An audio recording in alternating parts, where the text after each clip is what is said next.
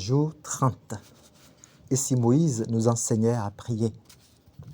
Amis de Jésus et de Moïse, nous faisons aujourd'hui 30 jours de marche au désert avec Dieu. Nous souvenant que Jésus a enseigné à prier à ses disciples, nous faisons une pause aujourd'hui aux côtés de Moïse pour apprendre à prier avec lui. J'ai conclu mon alliance avec toi et avec Israël. Ainsi parla le Seigneur Dieu à Moïse de la réalisation de l'alliance.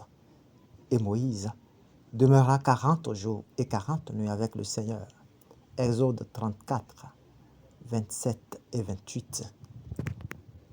Avec nous aussi Jésus, en accomplissant l'alliance dans le mystère du don de son corps à manger et de son sang à boire, Jésus donc a scellé une alliance vivante.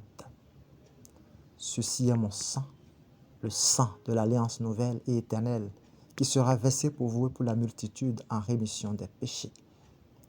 Cette alliance voulue et donnée par le Christ et dans le Christ avec Dieu est le sceau, la marque et le signe de la miséricorde de Dieu posé sur nous. C'est pourquoi Jésus nous demande de demeurer dans cette alliance avec lui, en faisant mémoire de lui dans le mystère de l'Eucharistie, offrande du Dieu fait homme pour réconcilier les hommes avec Dieu en son corps et en son sang.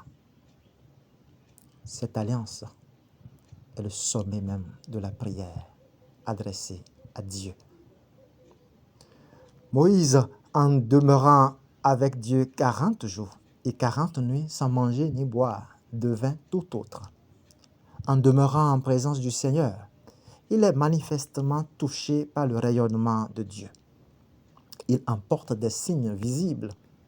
Ainsi, quand Moïse descendit de la montagne du Sinaï, il ne savait pas que son visage rayonnait de lumière depuis qu'il avait parlé avec le Seigneur. Exode 34, 30.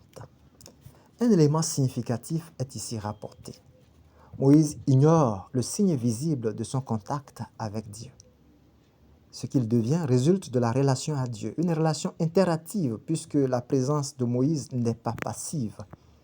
Il est réellement avec Dieu en esprit et en acte et dialogue avec lui. L'action de Moïse n'ajoute rien à la grandeur de Dieu, à son être, mais la présence de Dieu agit sur lui.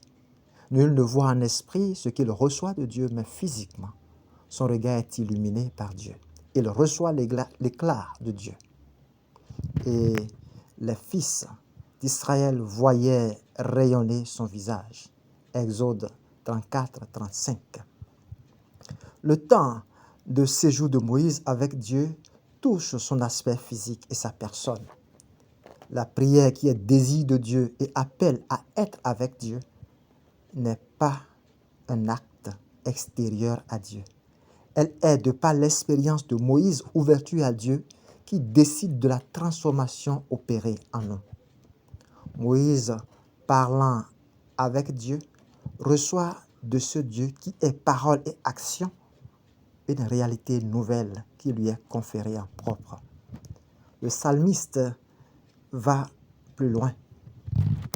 Quand on plonge son regard en Dieu, l'homme en ressort libéré de sa misère. Il y a échange entre ce qui est de l'ordre humain et ce qui est divin. Je cherche le Seigneur, il me répond. De toutes mes frayeurs, il me délivre. Qui regarde vers lui resplendira sans ombre ni trouble au visage. Psaume 33, 5 et 6. La vie mystique documentée des saints comme François d'Assise, Padre Pio, Faustine, Dominique de Guzman, Catherine de Sienne, Rose de Lima, nous montre qu'à partir de l'expérience du Fils de Dieu fait homme, crucifié et ressuscité, il est donné à l'homme de communier ici sur terre à la vie même de Dieu. C'est trop peu pour nous de demander dans la prière à être exaucé. Il y a plus et infiniment à recevoir de Dieu. Que notre prière de ce temps de carême cherche pleinement ce Dieu qui est don sans réserve pour qui sait se donner pleinement à lui.